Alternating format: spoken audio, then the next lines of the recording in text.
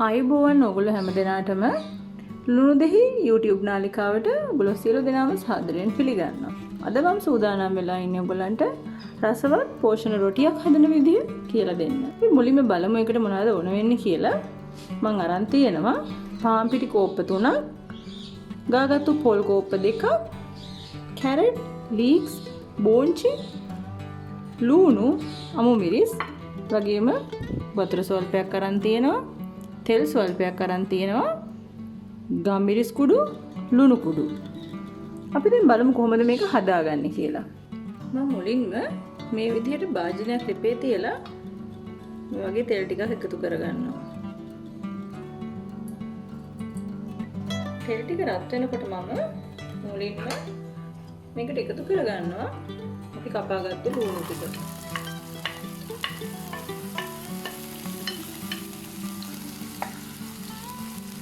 එකතු කරගෙන මේ විදිහට පොඩ්ඩක් ටෙම්පරාදු කරගන්නවා. ඊට පස්සේ බෝංචි ටික, අමු මිරිස්, කැරට්,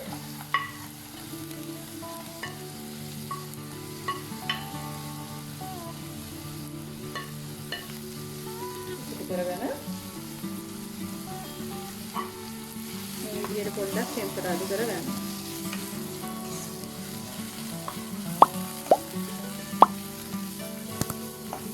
මේක ටෙම්පරාදු කරගන්නේ අපේ මේ එළවලු ටික යන්තම් තැම්බෙනකන් විතරයි. ගොඩාක් ටෙම්පරාදු කරන්න හොඳ නැහැ. තැම්බිලා අර ගොඩ බෙරි වෙන තරමට ටෙම්පරාදු කරගන්න නැහැ. අපි යන්තම් මේක ටෙම්පරාදු කරගන්නවා.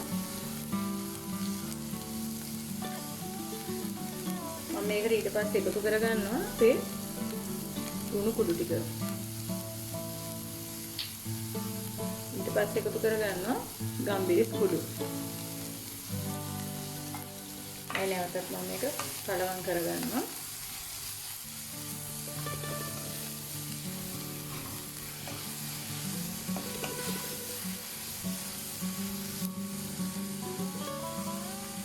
විනාඩියක් විතර මේ විදිහට වහලා තියාගන්නවා අපි. ඊට පස්සේ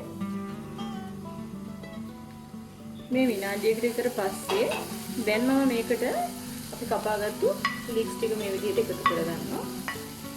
ලීක්ස් ගොඩාක් වෙලා තම්බන්න ඕනේ. පොඩි වෙලාවක් තම්බගත්තාම ඇති. මේකත් මේ විදිහට නැවත කලවම් කරලා තත්පර 10ක් විතර තියාගන්නවා.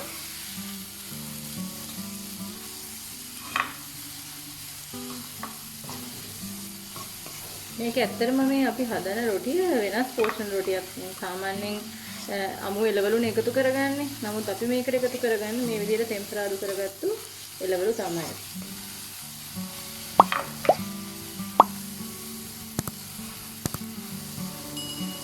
දැන් අපේ ලීක්ස් ටිකත් තැම්බිලා තියෙන්නේ. ඒක නිසා අපි මේක ඕෆ් කරගෙන අපේ ටෙම්පරාදුව ඉවර කරගමු. ඊළඟට අපි කරන්නේ අපේ මේ පිටියකට අපි ගාගත්තු පොල් ටික එකතු කරගන්නවා.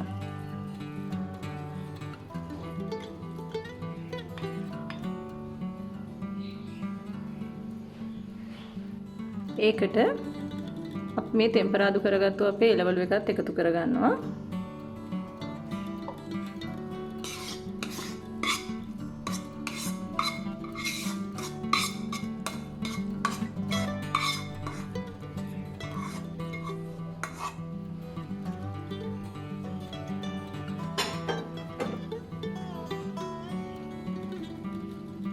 එකතු කරගෙන මේ විදිහට හොඳින් මේක ටික ඔක්කොම කලවම් කරගන්න. පිටි එක අනා ගන්න.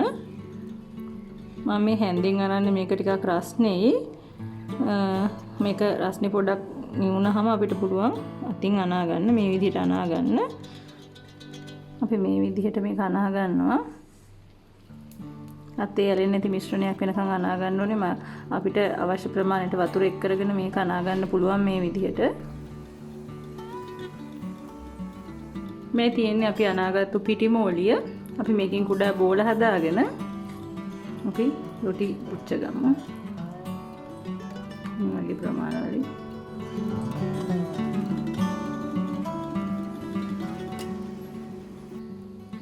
අපි මේ වගේ ලෑල්ලක් අරගෙන මේ විදිහට පිටි ටිකක් ලියාගෙන අපි මේ හදාගත්තු රොටි බෝල අරගෙන මේ විදිහට තුනී කරගන්නවා.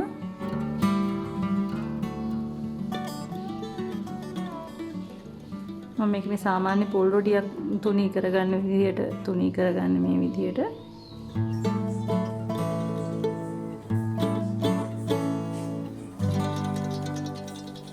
අපේ රොටිය දැන් ලෑස්ති. අපිට තියෙන මේ රොටිය දැන් පුච්ච ගන්න. මේ වගේ පෑන් එකක් ලිපේ තියලා අපි හදාගත්තු රොටිය පුච්ච ගමු. මේ පෑන් එක වෙනකොට ඔයගොල්ලන්ට රොටි දැටියක් පාවිච්චි කරන්නත් පුළුවන්. මේ විදිහට අපේ රොටිය මේකට මෙහෙම දාලා අපි දෙපැත්තම හොඳට පුච්ච ගන්නවා.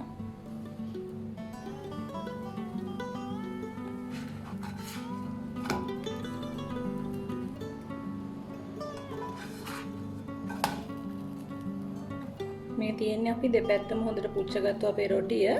මේ රොටිය අපිට කන්න පුළුවන් මස් මාළු මොන හරි හොද්දක් එක්ක හොඳටම රසයි. ඇත්තටම ලුණු මිරිස් එක්ක කනවට වැඩිය මස් මාළු වගේ හොදි වර්ගයක් එක්ක මේ රොටිය ඉතාමත් රසයි. ඕගොල්ලොත් අපේ මේ පෝෂන් රොටිය හදන්න, අපිට කමෙන්ට් කරන්න, ලයික් කරන්න, අපේ වීඩියෝස් ෂෙයා කරන්න, අපිව සබ්ස්ක්‍රයිබ් කරන්න.